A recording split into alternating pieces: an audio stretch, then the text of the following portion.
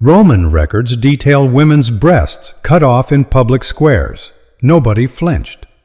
Executioners kept trophies. Judges bragged about their cruelty, and crowds went home proud. Victims' names vanished, but the scars stayed for centuries. What was the sickest punishment Rome ever invented?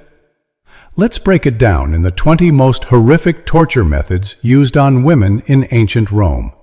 It's worse than you think. Let's start with number 20. Breast amputation. Roman law allowed extreme mutilation for slaves and non-citizens, and women in those groups had almost no protection. Breast amputation appears in late Roman persecution accounts as punishment tied to sexual refusal and religious defiance. Around 251 CE, during the Decian persecution, sources describe Agatha of Sicily having her breasts cut off after rejecting a Roman official. Historians treat the story as hagiography, yet they agree the method fits documented Roman patterns of gendered violence. Why target breasts? In Roman culture, breasts represented motherhood, nourishment, and sexual worth. Removing them attacked status, fertility, and identity at once. Officials understood symbolism. A wounded body taught lessons faster than laws ever could. Survival created lifelong damage. Medical writers note high risk of infection, blood loss, and chronic pain. Social damage followed. Disfigurement reduced marriage prospects and community standing, especially in honor-based cities. A woman carried the punishment daily, long after crowds left. This punishment also worked publicly. It told spectators that refusing male authority had visible consequences. Rome ruled through examples, not explanations. Here is the uncomfortable truth. This method was not random cruelty. It was state messaging carved into flesh. If a woman controlled her body, the state reclaimed it. Here comes number 19. Tongue removal. Roman courts relied on torture, and women without status paid the price. Legal texts from the 1st and 2nd centuries describe quaestio per tormenta, interrogation through pain, used mainly on slaves. Women questioned under torture had no right to silence. Their bodies became tools for evidence. Actual tongue removal rarely appears in formal court records, but cultural evidence fills the gap. Roman stories repeatedly punish women who speak too freely. The myth of Philomela, whose tongue was cut out to stop her accusation, shaped how Romans imagined justice. Speech from women felt dangerous. Training manuals for elite students included mock trials arguing a woman should be tortured until she says what judges expect. That detail matters. It shows how normal forced speech felt to Roman thinkers. Removing a tongue destroyed more than sound. It erased testimony, reputation, and legal presence. A woman without speech could not accuse, defend, or negotiate. Survival meant lifelong dependence and isolation. This punishment solved two problems at once. It stopped unwanted words and warned others to stay quiet. Control mattered more than truth. Once speech disappeared, Rome focused on another sense that shaped independence: sight. And the results stayed visible forever. That change reshaped lives. Let's move to number 18. Eye gouging.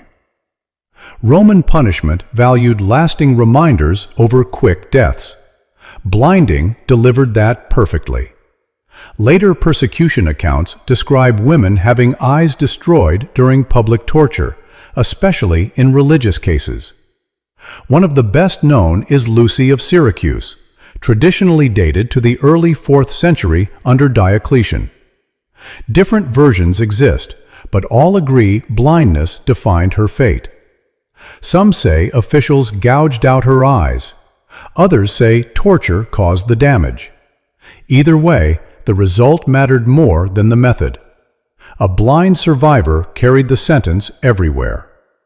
For Roman women, sight meant independence. It allowed work, movement, and social interaction.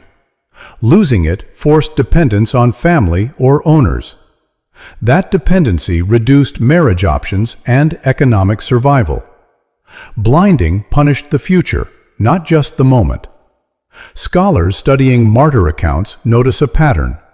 Female bodies are attacked at the face, eyes, and chest far more often than male bodies. These areas held social value tied to beauty and honor. Damaging them changed how a woman existed in public. Blinding also avoided immediate death. Officials could punish, display, and release a victim to spread fear daily. The state erased vision so everyone else would remember obedience.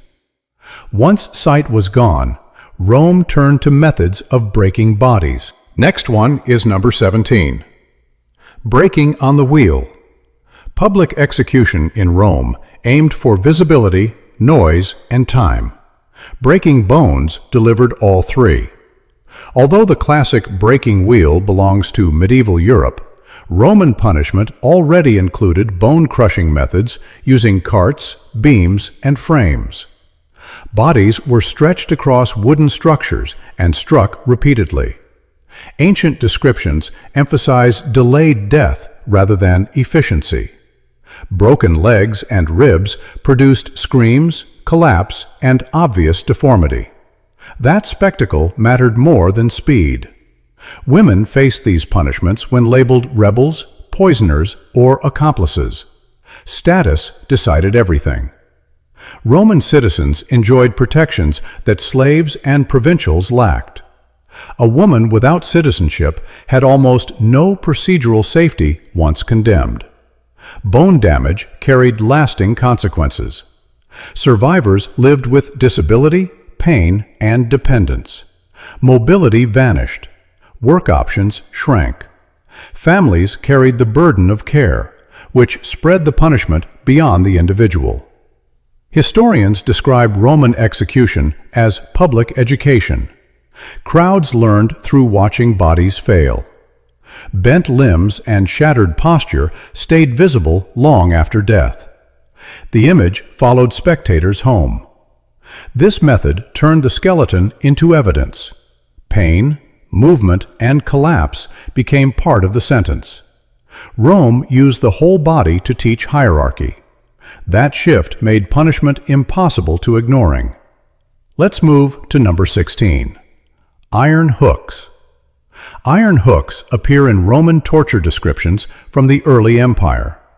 Called unci or ungulae, these tools grabbed skin, lifted bodies, or tore muscle while victims remained alive. They allowed pain to continue in stages. Christian texts describing 2nd and 3rd century persecutions mention women suspended or ripped with hooks before execution. While faith shapes these accounts, historians agree the instruments themselves were real and commonly used by Roman officials. Hooks solved practical problems. They dragged bodies through public streets, lifted victims for display, and tore flesh without killing too quickly. Executioners could pause, question, then resume. Pain came in controlled waves. For women, hooks often targeted the chest, sides, or back. These areas bled heavily and stayed visible to crowds. The goal stayed consistent: create suffering spectators could follow step by step. Importantly, hooks kept victims alive. Death came later, after the message landed. A torn body hanging in public space forced people to watch, react, and remember. This punishment worked because it combined movement, injury, and display. One simple tool turned a person into a lesson. When tearing flesh proved effective, Rome learned weight alone could finish the job. That realization reshaped how Rome designed suffering to control everyone. If you're enjoying this story, give us hype for this video right now. Hit that subscribe button and drop a like so this series reaches every explorer out there. The next twist in this story is seconds away, and trust me, you'll want to be here when it drops. Here comes number 15. Crushing with weights. Roman punishment wasn't always sharp or bloody. Sometimes weight alone did the job. Records and archaeology show officials using heavy stones, beams, or mechanical frames to crush suspects, mainly slaves and women with no rights. The method squeezed bodies until joints popped, chests collapsed, or confessions came out. Why this approach? Rome believed pain proved guilt. Judges sometimes argued that the truth comes out under pressure, but history tells us fear worked better than accuracy. Women pinned under rocks had to answer questions while fighting to breathe. For some, it ended there. Others suffered broken bones and lifelong